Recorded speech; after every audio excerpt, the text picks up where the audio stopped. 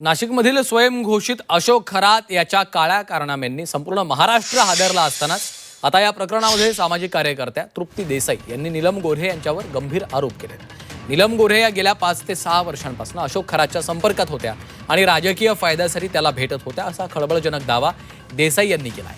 मंत्रिपद मिळावं यासाठी गोऱ्हे खरातला भेटल्याचा दावा देखील देसाईंनी केलाय। इतर वेळेस नीलम गोऱ्हे अनेक गोष्टींवर बोलतात, आता खरातवर त्या का बोलत नाहीयेत असा सवालही देसाईंनी केलाय। गोऱ्हे आणि खरातचे आर्थिक संबंध आहेत का असा सवाल विचारत तृप्ती देसाई यांनी चौकशीची मागणी केली आहे। तर एसआयटीनं गोऱ्हेंचा सीडीआर तपासावा अशी देखील मागणी केली आहे।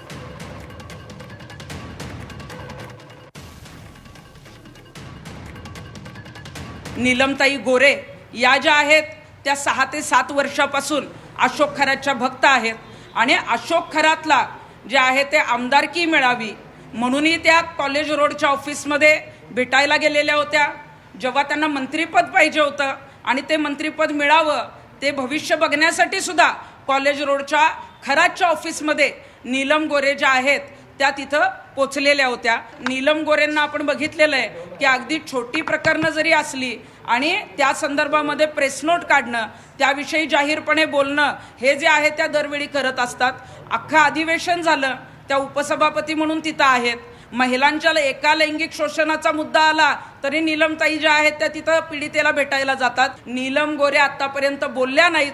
का बोलल्या नाहीत? कारण अशोक खरातचा संबंध जो आहे तो नीलम गोरेंशी आहे। नीलम गोरे त्यांना भविष्य दाखवायला जायच्या।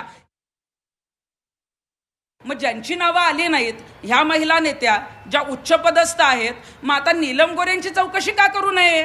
नीलम गोरेंनी हे का लपवलं?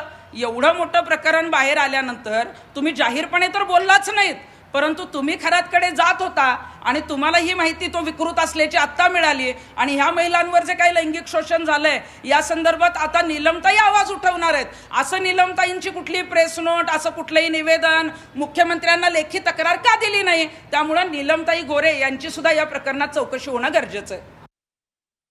कोरोनाच्या आधी जेव्हा तुम्ही एक्सप्रेस इन नावाच्या 5 स्टार हॉटेलमध्ये पाथर्डी फाट्याला मुक्कामाला होता त्यावेळेला अशोक खरात तुम्हाला हॉटेलमध्ये का भेटायला आलेला होता? मग तुमचं भविष्य सांगायला आलेला होता का? तुमचे त्याच्याशी इतर आर्थिक देवाणघेवाणीचे संबंध आहेत किंवा तुमचा त्याच्याशी काय संबंध आहे या संदर्भात आम्हाला उत्तरं पाहिजेत। तुम्ही त्याच्या संपर्कात होता आणि ह्या 3 भेटी तर ज्या मी सांगते त्या आहेतच, परंतु मग नीलम गोरे मुंबईला अशोक खरातला किती वेळा भेटल्या किंवा अशोक खरातच्या मोबाईलमध्ये जो नीलम गोरेंचा नंबर सेव्ह आहे ते सीडीआर जे आहेत ते आता एसआयटी प्रमुखांनी तपासणं गरजेचं आहे। दरम्यान तृप्ती देसाई यांच्या या आरोपांवर सामाजिक न्याय मंत्री संजय शिरसाट यांनी काय म्हटलेलं आहे पाहूयात। असे सगळे बंपगिरी हे लोक करत असतात आणि म्हणून कोण कुणाला भेटलं याच्यावर तुम्ही राजकारण ठरवू नका। पोलीस जे तपास करतायत पोलिसाच्या तपासामध्ये सगळं येऊ द्या आणि खरंच ह्या मला कुणी कुणाशी भेटलं याबद्दलचं आक्षेपचं माझं काहीच म्हणणं नाही, परंतु त्या खराताने जे काही गुन्हे केलेत ना ज्या पद्धतीनं, मग ते बलात्काराचे असतील, मनी लॉन्ड्रिंगचे असतील, याच्यामध्ये जो कोणी अडकला असेल, मग तो आमदार असो, खासदार असो, मंत्री असो, आणि राजकीय पक्षाचा असो किंवा व्यापारी असो, यांच्यावर कारवाई झालीच पाहिजे। एवढी स्पष्ट भूमिका जेव्हा आपण मांडतोय त्याला साथ देणार आहे जो कोणी असेल त्याच्यावर कारवाई झाली पाहिजे।